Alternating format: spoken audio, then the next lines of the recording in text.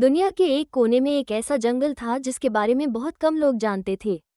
सब लोग उसे परियों का जंगल कहते थे। वहाँ के पेड़ इतने ऊंचे थे कि उनकी चोटियों पर बादल टिके रहते थे। पेड़ों की छालें सुनहरी रोशनी बिखेरती थीं और उन पर खिले फूलों की खुशबू दूर दराज से आने वाले पक्षियों को अपनी ओर खींच लेती थी। उस जंगल में सिर्फ परियां ही नहीं रहती थीं बल्कि असंख्य जानवर भी वहाँ के बाशिंदे थे। हर जानवर खुश था क्योंकि परियां उनका ख्याल रखती थीं। जंगल के बीचों बीच एक झील थी जिसका पानी चांदनी रात में नीला और दिन में हरा चमकता था। कहा जाता था कि उस झील में परियों की रानी ज़रमीरा का जादू छुपा हुआ है। एक दिन परियों की सबसे छोटी राजकुमारी एला झील के किनारे खेल रही थी।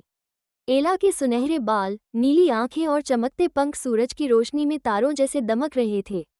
वो बहुत नेक दिल और जानवरों से बेहद प्यार करने वाली थी। जब भी कोई घायल पक्षी या जानवर आता, एला अपनी छोटी सी छड़ी से उसे ठीक कर देती। एला की सबसे अच्छी दोस्त एक हिरनी सारा थी। सारा हमेशा उसके साथ रहती, जंगल की सैर कराती और नई नई जगहें दिखाती। दोनों हंसती खेलती रहती और जंगल की खुशबू और रंगों में खो जाती थी। लेकिन इस खुशियों से भरे जंगल पर एक खतरा भी मंडरा रहा था। जंगल के किनारे पहाड़ों में एक काला दैत्य गरुण रहता था, जो जंगल की झील को अपने कब्जे में करना चाहता था। उसका मानना था कि अगर वो झील का पानी पी ले तो अमर हो जाएगा। गरुड़ ने एक रात तय किया कि वो परियों के जंगल में प्रवेश करेगा। वो अंधेरों का जादू जानता था। जैसे ही वो आया, जंगल के पक्षी शोर मचाने लगे। एला और बाकी परियां तुरंत जाग गईं। रानी ज़रमीरा ने अपनी परियों से कहा, हमें अपनी झील की रक्षा करनी होगी। अगर झील का पानी चला गया तो हमारा जादू भी खत्म हो जाएगा।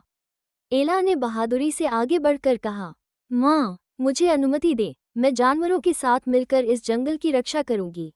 एला के साथ उसकी दोस्त हिरनी सारा, एक सफेद रंग की नारंगी धारियों वाली बिल्ली, नीला तोता और एक बूढ़ा समझदार उल्लू भी शामिल हो गए। सबने मिलकर योजना बनाई कि दैत्य को जंगल में उलझाएंगे ताकि वो झील तक न पहुंच पाए। बिल्ली ने कहा, मैं अपनी तेजी से उसका ध्यान भटकाऊंगी। तोता बोला, मैं आसमान में शोर मचाऊंगा ताकि वो घबरा जाए। उल्लू ने कहा, मेरी आंखें अंधेरे में सब कुछ देख लेती हैं, मैं तुम्हें चेतावनी देता रहूंगा। जब गरुड़ जंगल में दाखिल हुआ तो उसने जोर जोर से दहाड़ लगाई। पेड़ कांपने लगे और पक्षी घोंसलों से उड़ गए। लेकिन एला और उसके दोस्त डरे नहीं। बिल्ली बिजली की तरह दौड़कर उसके पैरों के पास घूमने लगी। गरुड़ ने उसे पकड़ने की कोशिश की लेकिन वो नाकाम रहा। इसी दौरान तोता जोर जोर से चीखने लगा, यहाँ देखो, यहाँ देखो, जिससे दैत्य का ध्यान बंद गया। एला ने अपनी छड़ी से रोशनी के गोले बनाए जो अंधेरे को चीरने लगे।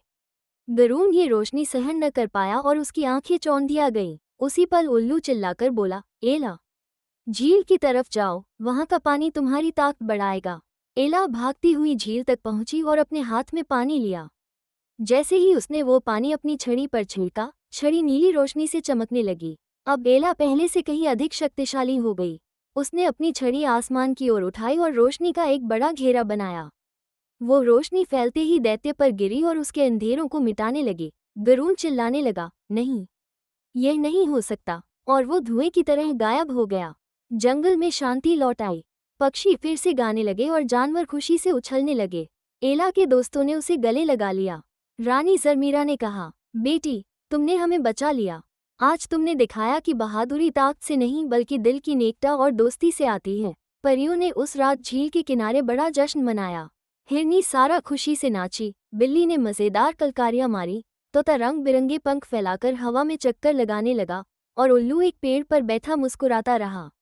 एला ने सबको संबोधित करते हुए कहा, ये लड़ाई हमने सबने मिलकर जीती है। अगर हम साथ न होते तो दैत्य हम सबको हरा देता। असली ताकत दोस्ती और एकता में है। रानी ज़रमीरा ने अपनी बेटी के सिर पर हाथ रखते हुए दुआ दी। एला, तुम्हारा दिल हमेशा ऐसा ही पवित्र और बहादुर रहे। ये जंगल हमेशा तुम पर गर्व करेगा। इस तरह परियों के जंगल में एक नया अध्याय लिखा गया। अब वहाँ के जानवर और परियां जानती थी कि चाहे दुश्मन कितना भी बड़ा क्यों न हो, अगर सब एक हो जाए तो उसे हराया जा सकता है।